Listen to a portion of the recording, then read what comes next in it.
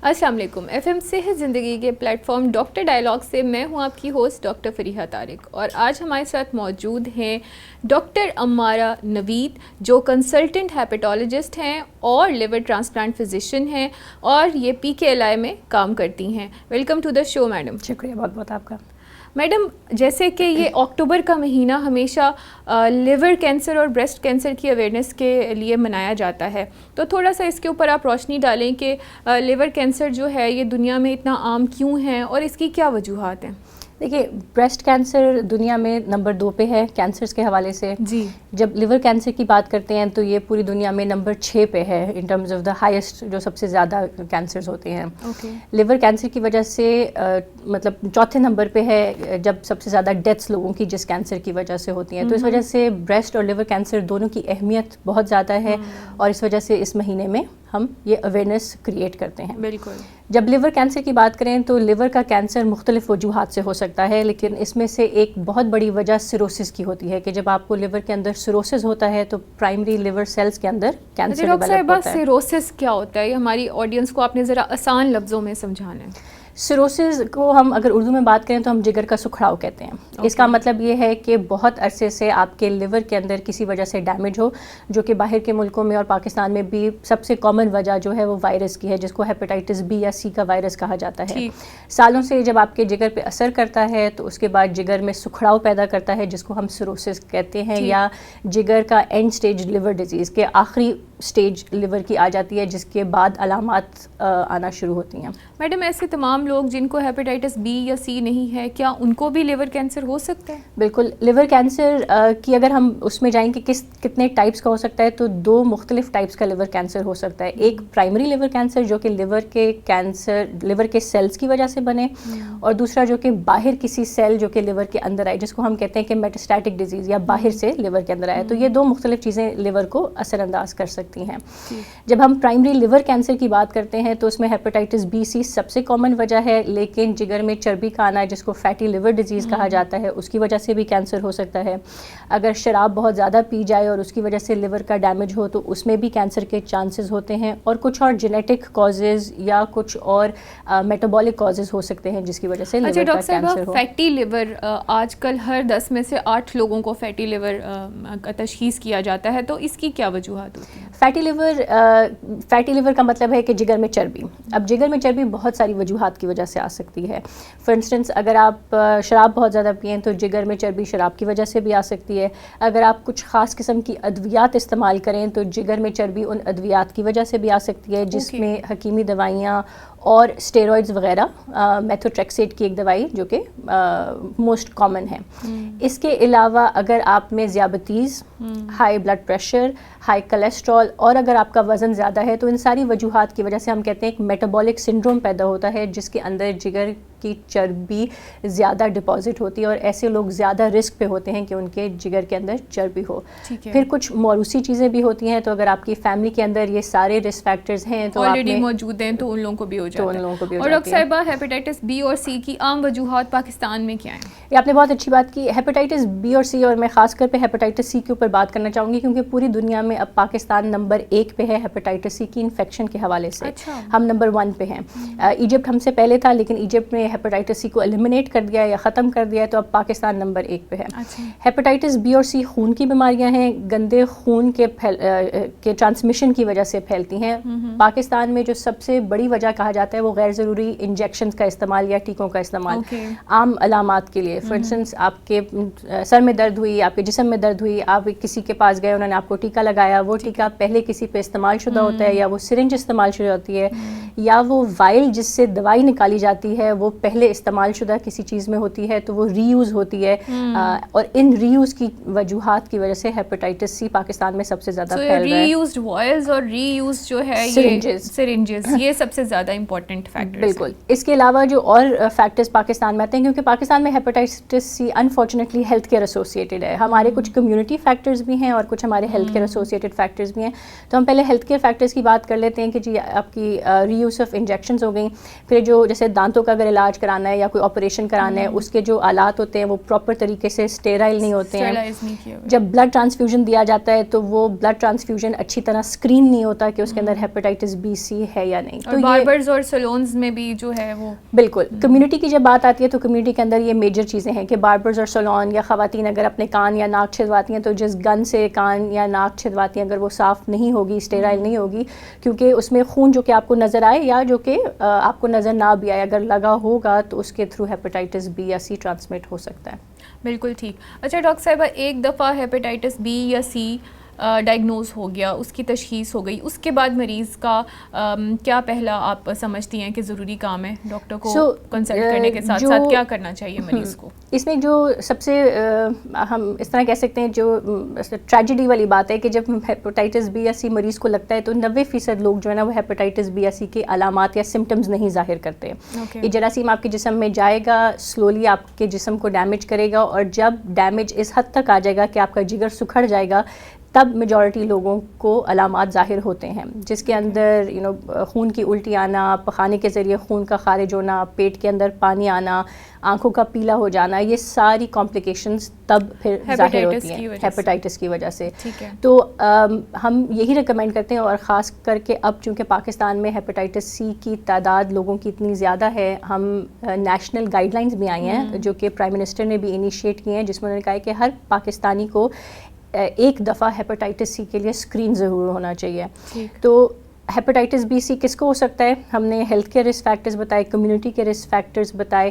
میرے حساب سے جو بھی بندہ کسی ڈاکٹر کے پاس جاتا ہے, کسی فزیشین کے پاس جاتا ہے, کوئی علاج کرواتا ہے, یا کمیونٹی میں کسی باربر کے پاس جاتا ہے, وہ ایٹ رسک ہے. اس کو چاہیے کہ وہ اپنے آپ کو so basically all of us are at risk نا, ہم سب ہی ایٹ رسک ہیں. ہم سب. اچھا میڈم, ایک اور بات جو میں آپ سے پوچھنا چاہوں گی کہ کوئی ایسا اس کی آپ علامت بتائیں جیسے ایک عام انسان کو نہیں پتا کہ اگر اسے ہیپاٹائٹس ہے یا وہ جگر کی کسی بیماری کا شکار ہو چکا ہے, تو ایسے کون سی ٹریگرنگ علامات ہو سکتی ہے کہ جن کو دیکھ کے فوری ڈاکٹر کو رجوع کرنا ضروری ہوتا ہے ہیپاٹائٹس کے کیس میں؟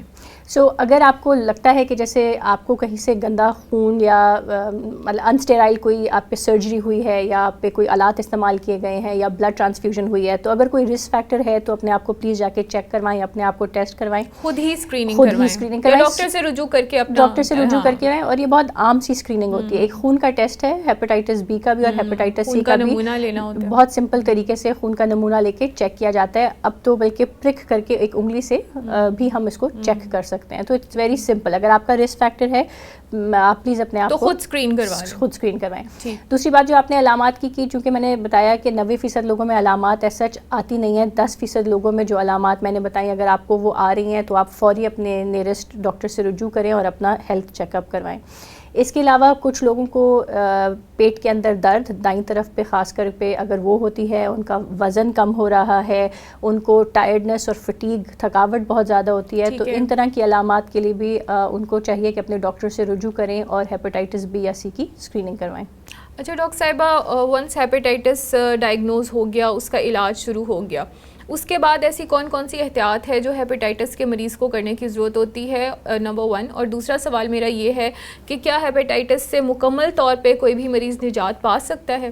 بالکل, یہ آپ نے بہت اچھا سوال پوچھا. میں آپ کا دوسرا سوال پہلے جواب دوں گی, پھر دوسرے پہ آؤں گی.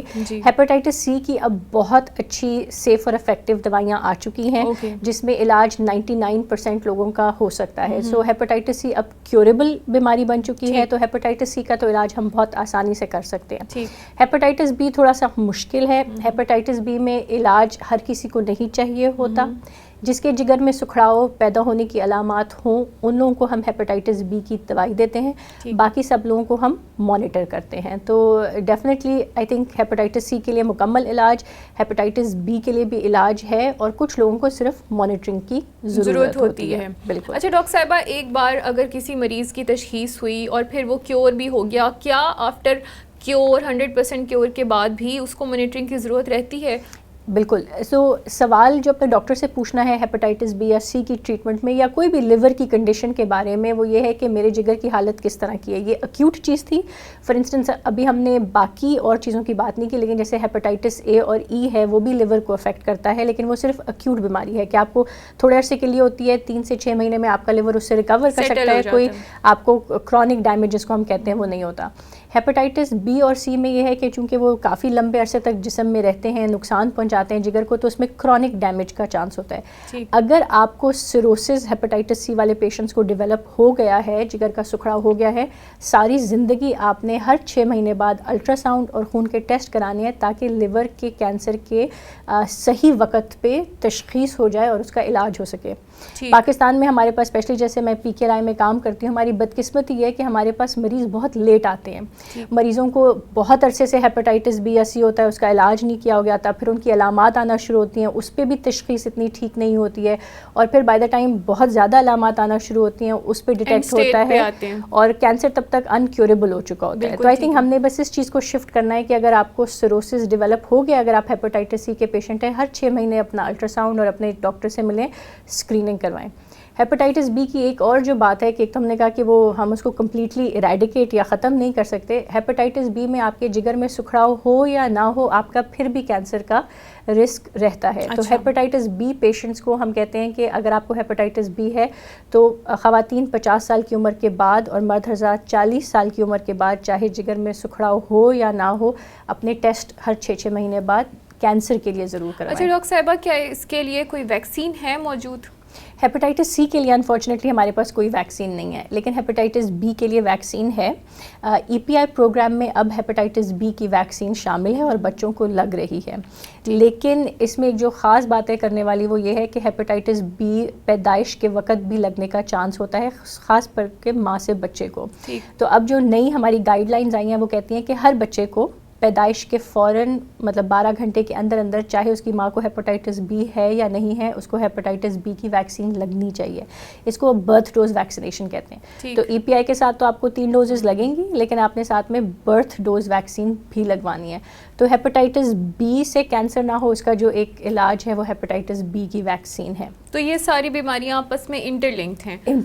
ٹھیک, بالکل ٹھیک. اچھا ڈاکٹر صاحبہ, اب ہم آ جاتے ہیں تھوڑا سا کینسر کی طرف.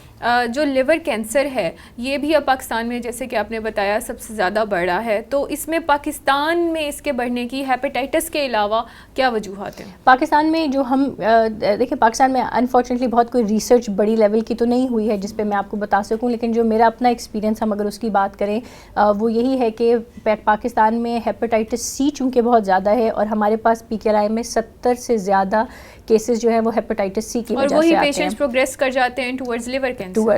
پہلے وہ ان کا ہیپاٹائٹس سی ہوتا ہے, ہیپاٹائٹس سی سے سروسس, جگر کا سکھڑاؤ, اور پھر ان کو کینسر ہوتا ہے. تو 70% ہمارے پاس کینسر کے پیشنٹس ہیپاٹائٹس ہیپ سی کے آ رہے ہیں. اچھا. اس کے بعد ہیپاٹائٹس بی ہے ساتھ میں. اس کے علاوہ جو فیٹی لیور ڈیزیز جس کو ہم نے کہا, وہ اب ایک بہت بڑا ریزن بن رہی ہے لیور کینسر کے لیے.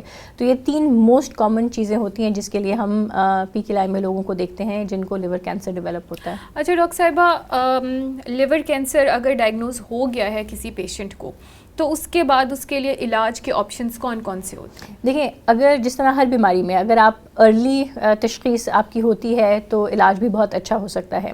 اسی طرح اگر جگر کا کینسر ارلی سٹیج پہ ہم پکڑ لیں تو ہم اس کو بالکل کیور بھی کر سکتے ہیں.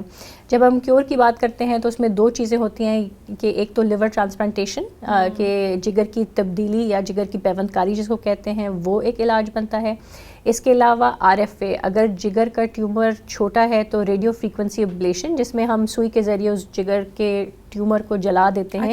یہ 2 چیزیں استعمال ہو سکتی ہیں. کینسر اگر تھوڑا سا, تیسری چیز جو ہم کر سکتے ہیں جس میں ہوتا ہے کہ ریسیکشن. اگر آپ کا جگر اس سٹیج پہ ہے کہ وہ اتنا اچھا صحت مند ہے, تو اگر جہاں پہ کینسر ہے ہم اس کینسر کو وہاں سے سرجری کے ذریعے نکال بھی سکتے ہیں, ہٹا دیتے ہیں. تو یہ 3 چیزیں ہم ارلی اسٹیج آف ڈیزیز میں کر سکتے ہیں. بالکل ٹھیک ہے. اگر ڈیزیز ہماری تھوڑی سی اور پروگریس کر جاتی ہے تو اس کے بعد ایک طریقہ کار ہے جس کو ہم کہتے ہیں ٹیس, ٹرانس آرٹیریل کیمو ایمبولائزیشن, جس میں ہم آپ کے خون کی شریان کے اندر جا کے جگر کے اندر جہاں پہ کینسر ہے وہاں پہ خاص کینسر کی دوائی رکھ سکتے ہیں اور اس کی خون کی سپلائی کو بند کر سکتے ہیں. بالکل ٹھیک. اگر اس سے بھی زیادہ ایڈوانس ڈیزیز ہو جاتی ہے تو پھر ہم یہ ساری چیزیں کر نہیں سکتے. پھر اس کے بعد ایک دوائی ہوتی ہے منہ کے ذریعے ہم دے سکتے ہیں, اور اب ایک نئی کیمو تھراپی جس کو امیونو تھراپی کہتے ہیں وہ آئی ہے جو کہ ہم دے سکتے ہیں. لیکن یہ امیونو تھراپی اور سسٹمک تھراپی جو منہ کے ذریعے والی دوائی ہے ان کے رسپانس ریٹس بہت کم ہیں, اور یہ پرسن ٹو پرسن ویری بھی کرتے ہیں. پرسن ٹو پرسن بھی ویری کرتے ہیں, لیکن 10% سے بھی کم ان کے رسپانس ریٹس ہیں. تو that is why I think ہمیں چاہیے کہ ہم جتنا ارلی اپنے لوگوں کو, پیشنٹس کو پک کر سکیں, ان کو صحیح جگہ پہ پہنچا سکیں, یہ بہت ضروری ہے. اچھا ڈاکٹر صاحبہ, اگر کسی کو لیور کینسر ڈائگنوز ہو جائے تو کتنے فیصد چانسز ہوتے ہیں کہ وہ ٹریٹمنٹ کے بعد بچ سکتا ہے؟ دیکھیں یہ سب کچھ ڈپینڈ کرتا ہے کہ کون سی اسٹیج پہ کینسر ڈیٹیکٹ ہوا ہے. اگر ہم ارلی اسٹیج پہ کینسر کو ڈیٹیکٹ کر لیتے ہیں اور جگر کی پیوند کاری کروا لیتے ہیں تو ہمارے پیشنٹس 70% سے زیادہ پیشنٹس 10 سال تک سروائیو کر سکتے ہیں. اچھا. اگر یہی چیز ہم بالکل اینڈ پہ ڈائگنوز کرتے ہیں جب, کیونکہ کچھ پیشنٹس ایسے بھی ہوتے ہیں کہ ان کی جگر کی حالت اتنی خراب ہو چکی ہوتی ہے کہ ہم ان کو کوئی علاج نہیں دے سکتے. اگر آپ اس اسٹیج پہ ڈائگنوز ہوں گے تو شاید جو زندگی ہے وہ 3 یا 6 مہینے کی رہ جائے. ڈاکٹر صاحبہ, لیور کی جو پیوند کاری ہے یہ کن لوگوں کے لیے ضروری ہوتی ہے؟ لیور کی پیوند کاری مختلف مریضوں کے لیے ہو سکتی ہے, لازمی نہیں ہے کہ صرف وہ کینسر کا پیشنٹ ہو. اگر آپ کا جگر کسی بھی وجہ سے سکھڑ چکا ہے, جس میں وائرسز آ گئے, الکوہول کی وجہ سے ڈیمیج آ گیا, کسی دوائیوں کی وجہ سے ڈیمیج آ گیا, کوئی جینیٹک بیماریاں آ گئیں, ان میں ہم جگر کی پیوند کاری ایسے مریضوں میں کرتے ہیں جس میں جگر کا جو مین فنکشن ہے وہ ڈیمیج یا ڈسٹروائے ہو چکا ہے, وہ باقی پورے جسم پہ اثر کر رہا ہے. تو ان کیسز میں ہم جگر کو ریپلیس کر کے, یعنی اس کی پیوند کاری کر کے ایک نارمل ہیلدی لائف مریض کو دے سکتے ہیں, اور وہ پھر ایک نارمل لائف ہی گزارتا ہے, دوبارہ اس کو کبھی کوئی مسئلہ نہیں ہوتا. ہاں, لیور کے ٹرانسپلانٹ میں یہ ہے کہ ایک عام آپریشن کی طرح کا نہیں ہے جس میں آپ نے بس آپریشن کیا اور آپ کچھ اور آپ کو فالو اپس یا دوائیاں نہیں چاہیے. لیور ٹرانسپلانٹ میں آپ ایک عام بندے کی طرح نارمل اور ہیلدی لائف تو گزار سکتے ہیں, لیکن لیور کے ٹرانسپلانٹ کے بعد کچھ ایسی خاص دوائیاں ہوتی ہیں جو کہ شروع میں تھوڑی زیادہ ہوتی ہیں, وقت کے ساتھ ساتھ کم ہو کے 1 یا 2 دوائیاں رہ جاتی ہیں, لیکن آپ کو ضروری ہوتا ہے کہ وہ آپ نے دوائیاں ضرور کھانی ہیں, لائف لانگ لینی ہے. تو صرف ایک یہ چیز فرق ہوتی ہے, لیکن لوگ ایک normal quality of life after liver transplant بالکل گزار سکتے ہیں. ڈاکٹر صاحبہ, ایک میسج جو آپ ایسے تمام مریضوں کو دینا چاہیں گی جو ہیپیٹائٹس بی, سی یا لیور کے کینسر کا شکار ہیں؟ دیکھیے, میں پی کے لائی میں جو مجھے سب سے زیادہ فرسٹریشن ہوتی ہے وہ اس بات سے ہوتی ہے کہ میں پیشنٹس کو بہت لیٹ اینڈ سٹیج پہ دیکھتی ہوں, تب میں مریض کے لیے کچھ بھی نہیں کر سکتی. تو ایک تو یہ ہے کہ جو پیشنٹس نہیں بھی اپنے آپ کو سمجھتے ہیں, اگر آپ کا کوئی بھی رسک فیکٹر ہے یا اگر آپ 12 سال سے بڑے ہیں تو میری ریکویسٹ ہے کہ اپنے آپ کو ہیپیٹائٹس بی اور خاص طور پہ ہیپیٹائٹس سی کے لیے اسکرین کرائیں. اگر آپ کو جگر میں سکھڑاؤ ہے تو اپنے ڈاکٹر سے جا کے بات کریں, ہر 6 مہینے بعد اپنا الٹرا ساؤنڈ اور ایک خون کا ٹیسٹ کرائیں تاکہ اگر آپ کو کینسر ڈیولپ ہو تو وہ جلدی پکڑا جائے. اور اگر آپ کو لیور کینسر ہے تو اپنے قریبی ڈاکٹر سے جا کے اس کی اسٹیج کے بارے میں پتہ کریں کہ وہ کہاں تک ہے اور وہاں کی کیا ٹریٹمنٹ آپشنز آپ کے لیے اویلیبل ہو سکتی ہیں. بالکل ٹھیک, بہت ہی امپورٹنٹ انفارمیشنز آپ نے ہمارے ساتھ شیئر کی. آپ کا پوڈ کاسٹ میں تشریف لانے کا بہت شکریہ ڈاکٹر صاحبہ. Thank you. FM صحت زندگی کے پلیٹ فارم سے میں ہوں آپ کی ہوسٹ ڈاکٹر فریحہ طارق, اور آج ہم نے ڈسکشن کی لیور کینسر پہ, ہیپیٹائٹس بی اور سی پہ, یہ کن طریقوں سے پھیلتا ہے اور ان کے علاج کے ممکنہ آپشنز کون سے ہو سکتے ہیں. کوشش کریں کہ اپنا اور اپنے پیاروں کا خیال رکھیں, وقت پہ اسکریننگز کراتے رہیں, بر وقت تشخیص بہت ضروری ہے. بر وقت تشخیص کے ساتھ بہت ساری ایسی بیماریاں ہیں جو وقت پہ ان کا علاج ہو جاتا ہے اور آپ ایک بہتر زندگی کی طرف قدم رکھ سکتے ہیں. آپ ہیں تو سب کچھ ہے, آپ کی صحت ہے تو سب کچھ ہے.